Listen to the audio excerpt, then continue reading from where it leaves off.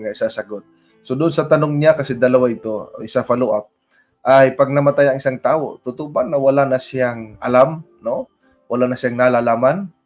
So, may mga gumugulo sa isipan siguro ng kapatid na ito na baka may mga panipaniwala o mga tradisyon na yung patay ay may nalalaman pa. Pero ang Biblia ay maliwanag po na sinasabi. Ang sabi po rito mga kapatid sa aklat ng Ecclesiastes, Kapitulo 9, ang bersikulo po ay 5 at 6.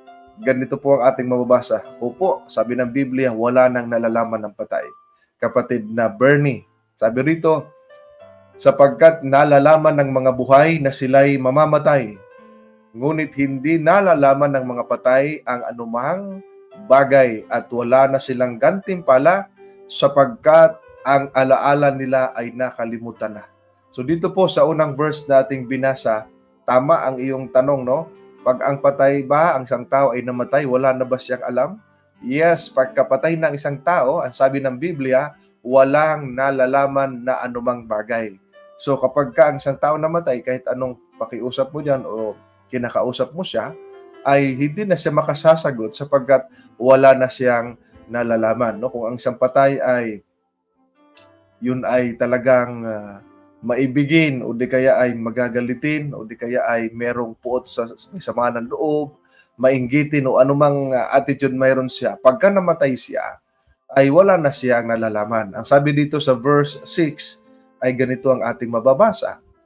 Ang kanilang pag-ibig, pagkapuot, at ang pagkainggit ay nawala na. Wala na silang anumang bahagi pa magpakailanman sa anumang bagay na nagawa sa ilalim ng araw. So, dito ay makikita natin na kahit yung kanilang pag-ibig, yung kanilang pagkapuot, yung kanilang inggit, wala na. At wala na silang bahagi, no? Doon dito sa ibabaw ng mundo na talagang atin pong kung saan tayo umiiral, ano ho, mga kapatid. Wala nang nalalaman. Sa verse 10, ituloy natin sa verse 10, ay merong ganito tayong mababasa. Anumang masumpungang gawin ng iyong kamay, gawin mo ng iyong kalakasan, sapagkat walang gawa, kaisipan, kaalaman, ni karunungan man sa siyol na iyong patutunguhan. So ito po ay sumusuporta doon po sa talatang ating binasa kanina, sa 5 at 6 na habang tayo ay nabubuhay, ano ho mga kapatid at mga kaibigan, mga tagapakinig natin at manonood, gawin natin ang pinakamabuting bagay, ano ho, habang tayo nabubuhay. Sapagkat ang isang tao, pag namatay na, wala na siyang magagawa. Hindi na rin siya makapagsisi. Kaya yung pagsisisi sa kasalanan at pagtanggap sa ating Panginoon ay gagawin yun habang nabubuhay. Excuse me. Hindi na ho kasi magagawa yan ng pag namatay na ang isang tao, mga kapatid. Ngayon, ang follow-up niya, saan napupunta yung kaluluwa ng isang tao pag namatay? So, naniniwala kasi marami kasing mga paniniwala, mga kapatid, ng isang tao pag namatay ay yung may kaluluwa pa, no? At yun ang pag-alagala. Excuse me, ano ba yan? Na kung saan ay iniisip nila, oy, saan ba napupunta yon? Pagka namatay, saan ba napupunta yung kaluluwa? Totoo ba na ang tao ay may kaluluwa, mga kapatid? Nakakita na ba kayo ng kaluluwa ng tao? Ano ho? Sa banal na kasulatan ay meron pong maliwanag na sinasabi. Dito po sa Genesis chapter 2 verse 7, ito yung tinatawag nating panahon na nilalang ng Diyos ang tao. Ang sabi rito, mga kapatid, tingnan ninyo kung ang tao ba may kaluluwa. Sabi rito, at nilalang ng Panginoong Diyos ang tao mula sa alabok ng lupa at hiningahan ang mga butas ng kanyang ilong ng hininga ng buhay. At ang tao ay naging buhay na kaluluwa. Ayun. So napansin ninyo, when God created human being, ay saan po niya pinorma o hinulma ang tao? Saan galing?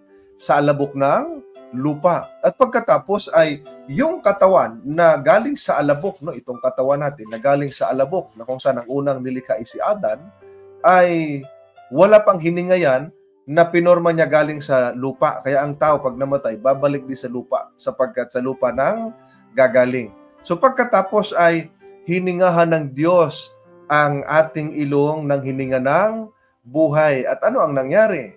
At ang tao ay naging kaluluwang buhay o di kaya ay naging buhay na kaluluwa. So yung kaluluwa ay binubuo ng katawan at ng hininga. At yung hininga na yon ang tawag ay spirit, mga kapatid, no? Spirit of life, mga kapatid, o di kaya ay hininga ng buhay. Ang katawan ng tao, hindi yan basta-basta tawaging kaluluwa kung hindi pa humihinga. Nung nilagyan ng Diyos, nung hiningahan ng butas ng ilong, ng hininga ng buhay, ang tao naging buhay na kaluluwa. So ang tanong, sino yung kaluluwa? Ang kaluluwa ay tayong mga buhay, mga kapatid. At ang patay, walang kaluluwa yon. Tayong mga buhay ang kaluluwa. Ano nga bumubuo sa atin? Katawan at ang hininga naging kaluluwa. So yan po ang napakaliwanag na sinasabi ng Biblia. Kaya ang mamamatay, yung kaluluwa, hindi yung pag namatay ang tao, ang kaluluwa ang pagala-gala. Hindi ho. Ang kaluluwa ang namamatay. Tayo yun, mga kapatid. Sabi sa Ezekiel chapter 18, verse 4, ganito po ang ating mababasa. Ezekiel 18:4. Sabi rito, lahat ng buhay ay akin. Ang buhay ng Ama at ng Anak ay akin. Ang kaluluwa na nagkakasala ay mamamatay. Ayun. So napakaliwanag ho, mga giliw ko, mga kaibigan, mga kapatid, na yung kaluluwang nagkasala, mamamatay.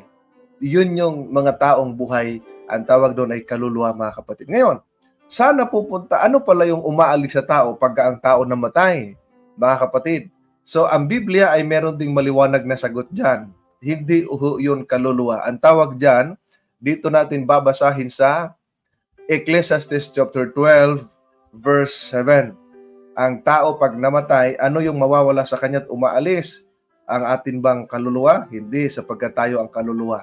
Sabi rito, at ang alabok ay bumalik sa lupa na gaya ng una. Bakit sinabing gaya ng una? Sapagkat galing doon ng ating katawan, babalik din sa lupa. At ang sabi po rito, at ang espiritu ay bumalik sa Diyos na nagbigay nito. Ayun.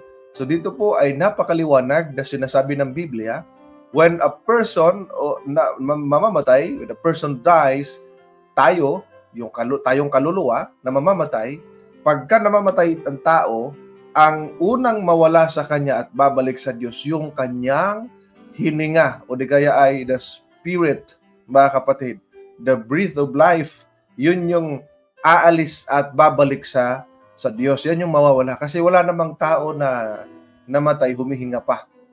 Pagka humihinga pa, mabuhay pa yun. Kapatid.